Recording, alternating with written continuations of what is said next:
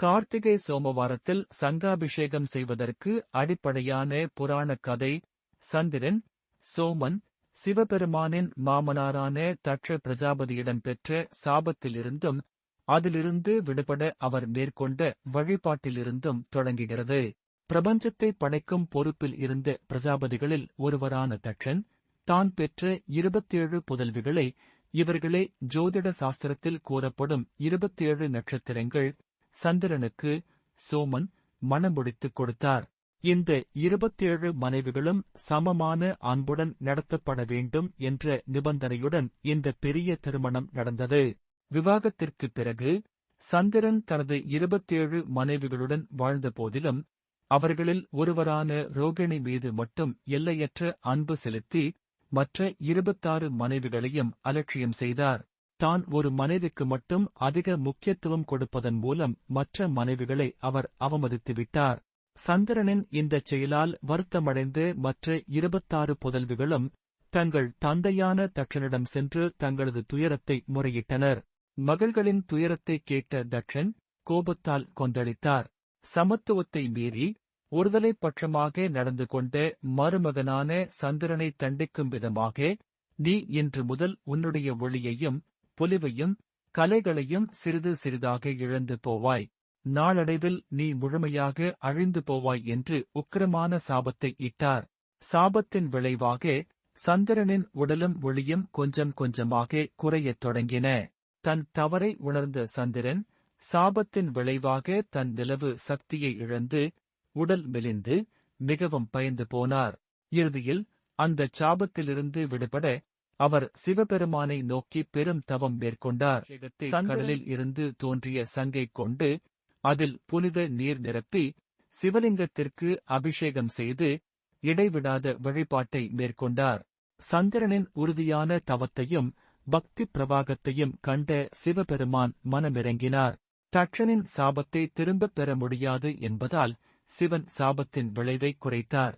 நீ இனிமேல் ஒவ்வொரு மாதமும் சிறிது சிறிதாக ஒளி இழந்து தேய்வாய், தேய்பிறை, பின்னர் மீண்டும் உன் சக்தியை பெற்று ஒளிர்வாய், வளர்பிறை என்று வரமளித்து சந்திரனை தன் சடையில் சூடினார். சந்திரன் சிவபெருமானை சங்காபிஷேகத்தால் வழிபட்ட அந்த திங்கட்கிழமையே சோமவாரம் என புகழ் பெற்றது. மேலும் சந்திரன் சாபத்தால் பல நோய்களால் பாதிக்கப்பட்டிருந்ததால் சங்காபிஷேகம் ஆரோக்கியம் மற்றும் சாப நிவர்த்தி அளிக்கும் சிறப்பு வழிபாடாக மாறியது. இரண்டாவது புராண காரணம். ஆலகால விஷத்தின் உஷ்ணத்தை குறைத்தல்.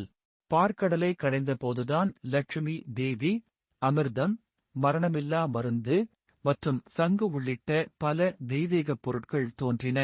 அதே கடலில் இருந்துதான் உலகையே அழிக்கக்கூடிய ஆலகால விஷமும் வெளிப்பட்டது. சிவபெருமான் அந்த விஷத்தை உண்டு உலகைக் காத்தார். பார்க்கடலில் தோன்றிய சங்கால் சிவனுக்கு அபிஷேகம் செய்வதன் மூலம் உலகைக் காக்க அவர் உண்ட விஷத்தால் ஏற்பட்ட உஷ்ணத்தை தணிப்பதாக ஐதீகம்.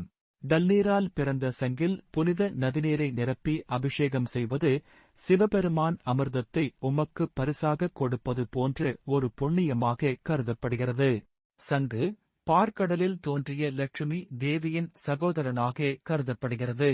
விஷ்ணுவின் கையில் இருக்கும் இந்தச் சங்கு செல்வம், தூய்மை மற்றும் மங்களம் ஆகியவற்றைக் குறிக்கும். எனவே கார்த்திகை சோமவாரத்தில் சங்காபிஷேகத்தை தரிசிப்பது சிவபெருமானின் அருளால் பாவ விமோசனம் பெறுவதோடு மட்டுமல்லாமல் லட்சுமி கடாட்சம் பெற்று ஐஸ்வர்யம் நிலைக்கும். கார்த்திகை மாதம் சிவனாருக்கு உரிய விளக்கு வழிபாடு மற்றும் நீர் வழிபாடுகளுக்கு மிக உகந்த மாதமாகும். சங்கு என்பது 2 முக்கிய அம்சங்களை குறிக்கிறது. சங்கு கடலில் இருந்து தோன்றியது. கார்த்திகை மாதத்தில் சூரியனின் வெப்பம் குறையும் நிலையில் சங்குப்பால் அபிஷேகம் சிவபெருமானின் உஷ்ணத்தை, ஆற்றலை தணித்து அவரை சார்ந்த வடிவமாக மாற்றும் என்பது ஐதீகம். சிவபெருமான் தலையில் சந்திரனை குளிர்ச்சி சூடியிருப்பதால் சோமவாரத்தில் சங்காபிஷேகம் செய்வதால் முழுமையான குளிர்ச்சி ஏற்படுகிறது. சங்கு மங்களத்தின் சின்னம். மேலும் இது விஷ்ணுவின் திருக்கரங்களில் உள்ள முக்கிய ஆயுதம். சிவனுக்கும் விஷ்ணுவுக்கும் பேதமில்லை என்பதை உணர்த்தும் விதமாக விஷ்ணுவின் அம்சமான சங்கை சிவனுக்கு அபிஷேகம் செய்வது ஹரிஹர வழிபாட்டின் பலனை அளிக்கிறது.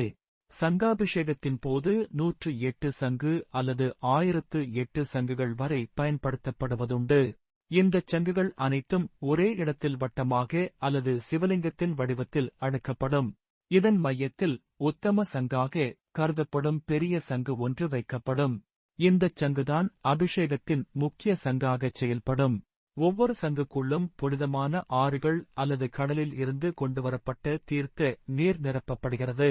அத்துடன் வாசனை பொருட்கள், பூக்கள், துளசி, வில்வம், பச்சை கற்பூரம், ஏலக்காய், குங்குமப்பூ போன்ற மங்கலப் பொருட்கள் சேர்க்கப்படுகின்றன.